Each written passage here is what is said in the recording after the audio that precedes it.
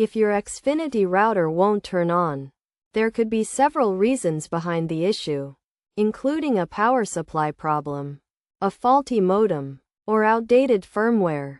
To fix the problem, start by checking the power supply.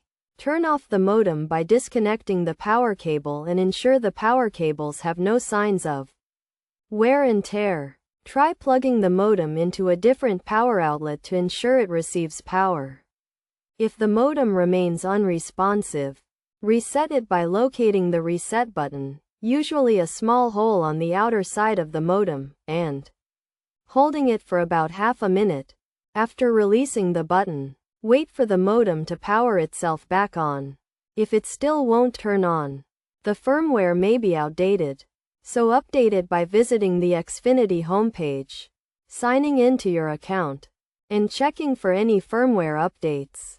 Download and install the latest firmware update. If none of these steps work, contact Xfinity customer support for further assistance.